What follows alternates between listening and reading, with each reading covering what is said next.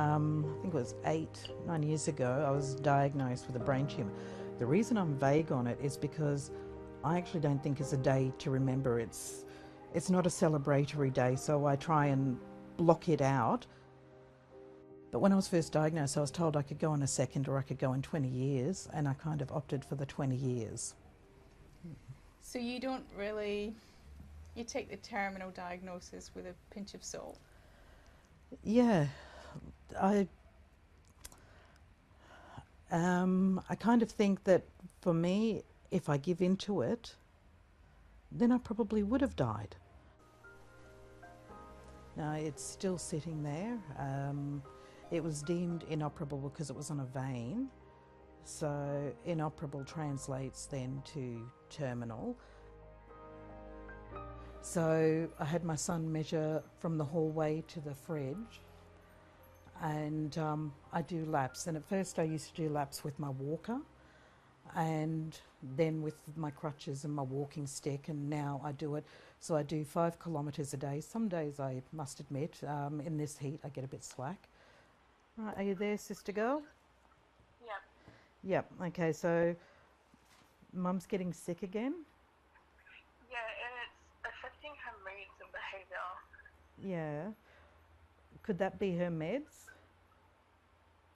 I think so.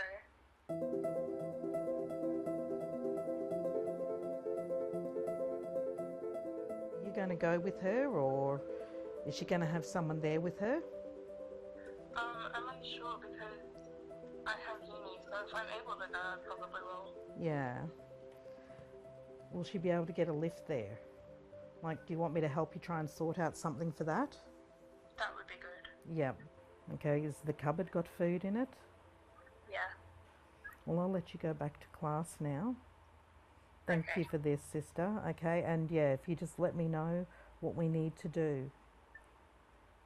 Okay? Okay. Okay then. Right. Bye, Thank you very sister. much. It's Bye. okay. Bye. Poor thing.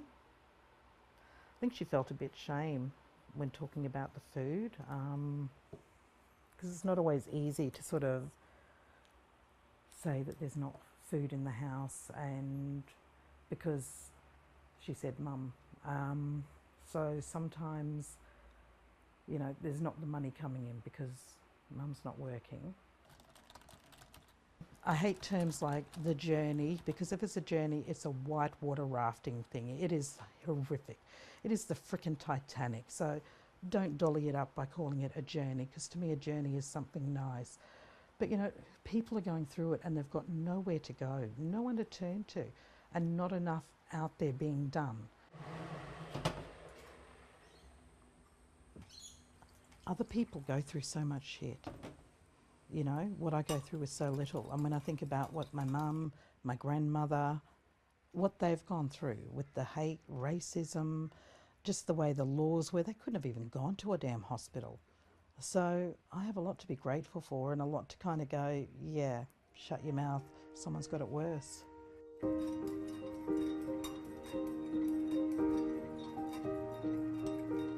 And I've had it myself. I've had a nurse who, when I should have had pain relief, was like, that's okay, you can last a bit longer, I know your people don't feel pain as much. And I'm like, B, you want to get here and be in my position? But the fact that she could say that and think that she had science on her side is bizarre. You come from the Torres Strait and you come down here and someone's speaking to you really fast, rattling off all these medical things, you're kind of be going, what?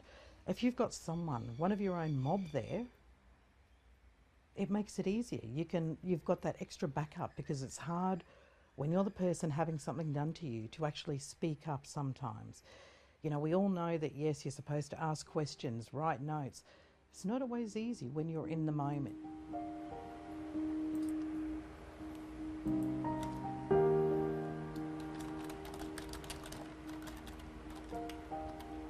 And I get that quite often where someone says, we're going through chemo, what do we need to know? Or we've got to go from Burke to the city. Have you got any suggestions? So things like that, I try to get back to the people the same day. The voice of my mother, she haunts me sometimes. She always, used to say that things happen for a reason. And, she always said, God never gives you more than you can handle. People are going through it and they've got nowhere to go, no one to turn to, and not enough out there being done, and so I think that's part of the reason why I'm still here,